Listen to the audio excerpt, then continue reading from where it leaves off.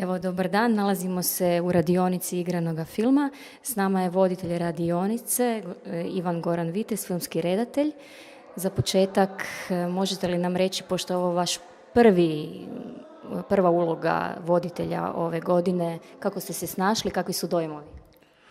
Pa dobro, ja sam malo tu nenadano upao, zamijenivši jednog kolegu koji je nešto drugo morao otići raditi, tako da, gle, radionica je super, polaznici su mi jako angažirani i znaju već jako puno toga i kužimo se jako dobro. Imamo neki scenarij po kojem bi sad trebali snimiti kratki igrani film u 3 dana, tako da sve nekako ide prema planu. Kak ja imam iskustva i u režiji filmova, ali jako sam puno radio kao i pomoćnik filmova, baš je pokušavam upoznati sa cijelom tom procedurom nastajanja filma od samih priprema. Sad ćemo snimiti film, pa kasnije montaža, da vide šta je to. Nećemo jednom moći na plasmanu filma raditi, ali o tome vam tako niko ništa ne zna u Hrvatskoj, tako da to se tu ni ne može naučiti.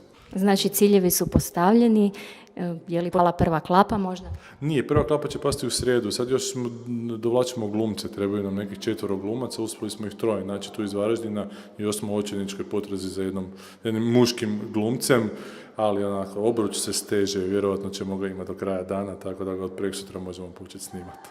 Scenarij? Jeste li vi autor scenarija ili polaznici? Pa scenarij je nastao na radionici prošle godine, dali su mi neke 4 scenarije, ja sam odabrao jedan, pa smo ga malo, ja sam imao neke dodatne ideje za taj scenarij, pa smo ga tu zajedničkim radom malo prilagodili tome što sam mislio da bi bilo zgodnije i sad smo po tom scenariju, kakva je već procedura nastanku filma, razdvojili smo scene, svaku scenu smo izdvojili elemente koji su potrebni, složili nekakav plan snimanja i idemo u snimanje. Znači, scenarij je od radionice s prošle godine, samo još malo prilagođen, tako da nisu uzaludne ni te radionice scenarija što se tu događaju. Možete nam otkriti o čemu se radi? Pa radi se o jednoj čudnoj ljubavnoj vezi, dakle o jednoj djevojci koja ima jednog savršenog momka i kako film ide dalje, malo se stvari zakompliciravaju, otkrije se da nije sve tako kao što se čini, a otkrije se da nije, da jako nije sve tako kao što se čini na kraju filma. S nama je jedna od polaznica radionice igranoga filma, možeš li nam se predstaviti? Ja sam Rebeka Čuljak, imam 19 godina i dolazim iz Zaprešića. Zašto baš radionica igranoga filma? Pa evo, prošle godine sam bila ovdje na radionici scenarija i bilo nas je 4 i svako je razvio neku svoju priču i često se, iduće godine na igranom filmu znaju koristiti scenarije od prethodne godine. Pa je bila jedna od opcija možda da se čak snima i po mom filmu. Na kraju to nije slučaj, ali svejedno to su 4 dosta dobre ideje na kojima bih rado radila i eto, jednostavno nisam toliko iskusna u tehničkoj strani filma pa sam htjela se malo i u tom području obogatiti. Znači ovo ti nije novo? Pa nije, bavim se filmom već dosta dugo, negdje 11 godina, 12 i igrani film isto tako jedan od meni najdražih rodova filma, tako da ovo je nešto što je meni poznato i što mi, ajmo reći, ide, što me zanima, pa sam se zato opet odlučila za to. Vidiš li se možda jednog dana i ispred kamere?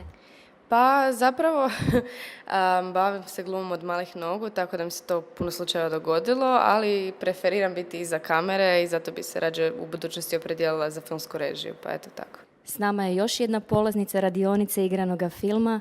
Recite nam ko ste. Moje ime je Tajana Ćosić, inače živimo u Slavonskom Brodu, ali radim u Pleterničkoj školi Fra Kaje Adžića.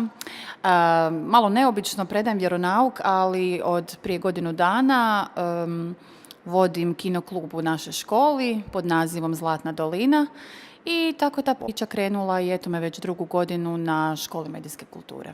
Jeste li prošle godine sudjelovali u istoj radionici? Ne. Prošle godine sam krenula, ajmo reći, s nekim prvim korakom, a to je teorijski dio. Tu smo se malo upoznali i sa kamerom, i sa snimanjem, i sa montiranjem.